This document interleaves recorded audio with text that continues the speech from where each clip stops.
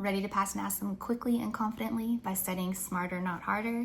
Well, hey y'all, what's up? I'm Susan, and I'm back to go over the next few chapters while you're studying for your NASM CPT exam. I've already gone over the first two chapters in a previous video, so we are going to jump in chapters 3 through maybe 5. We'll see how we get, okay? How's that sound? But anyway, we have helped thousands of people pass this exam, and I know we can help you too. We've got a ton of great resources if you are interested in any type of one-on-one tutoring or our Thursday afternoon study calls. Let me know in the comments and I'll get you the information.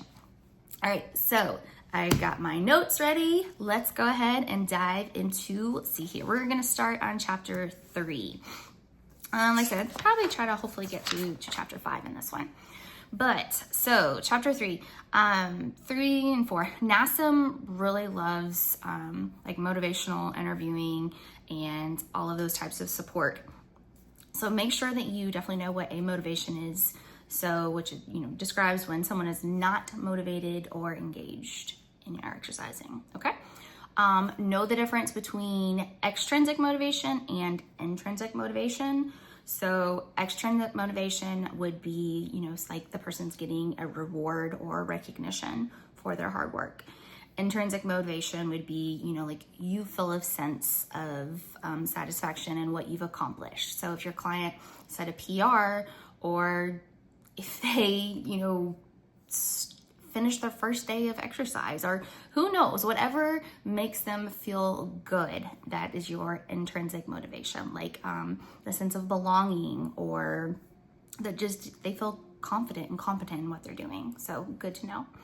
A big thing is the behavioral change techniques.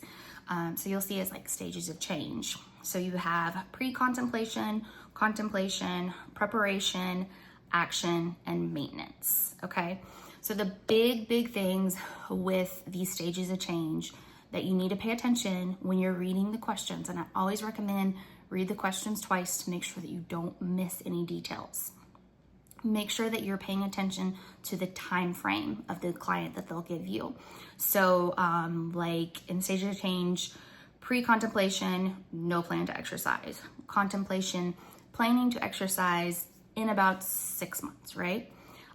Preparation, you're working out, but not regularly. Action, you've been exercising, but not for more than 6 months. Maintenance, you've been exercising for 6 months or more.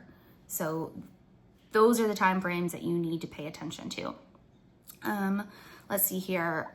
Know what SMART goals are, what it stands for. So is the goal specific, measurable, attainable, realistic, and timely? So they can give you a client that walks in the door and says, my goals are X, Y, and Z. If they don't meet each of those categories, then it's not a SMART goal. And so you'll have to work with your client on that. Know the types of support. So there's informational. So that's like you're giving up your friend or your client educational information, like sending them that information. There's emotional, so giving them, giving them positive feedback, saying, hey man, you look great, or yeah, you broke a PR over there, that's awesome. There's instrumental, so it's, a means to helping them exercise.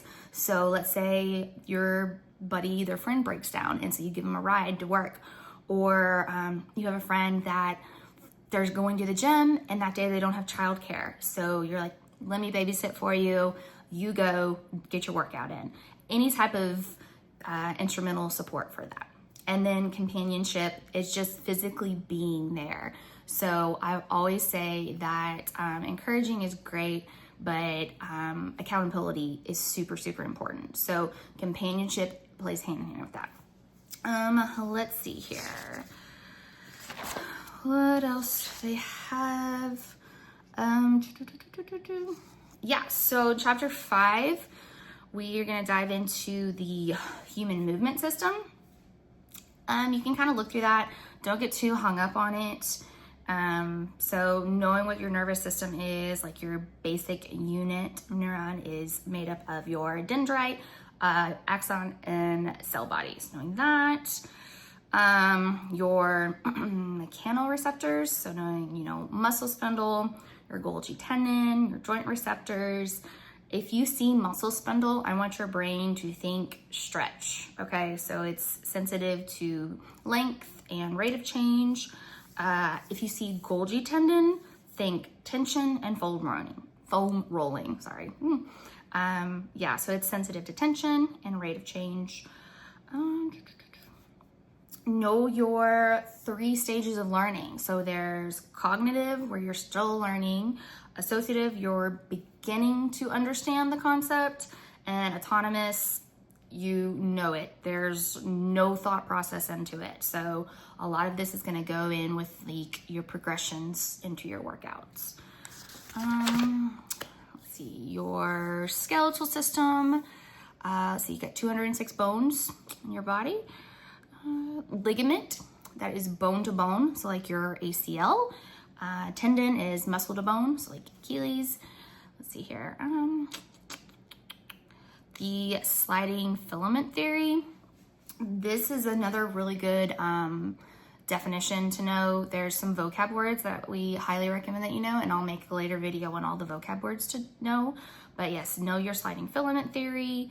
Let's see here. Oh, type 1 and type 2 muscle fibers, know the difference between those, and if you're given an example, how to pick which one it is. So like type 1 fibers, they're smaller, they're slower to fatigue, they're aerobic, slow twitch, you might see words like that.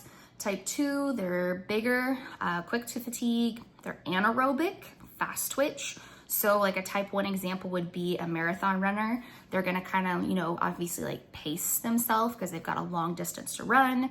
Type 2 is a sprinter because they're running really fast to get to from point A to point B. So look into that. Yeah, let's see here. Those are some of the big things I would definitely focus on those few chapters. If you need help, like I say, we have Thursday study calls. We've got one-on-one tutoring. We have so many great resources to go deeper into these topics and answer any questions that you have. So let me know if you're interested in that, if you're interested in receiving our study guide, or if you just have questions in general. We are happy to help. We know we can get you through this exam. You have got this, and we are here to help. Y'all have a great day. Bye.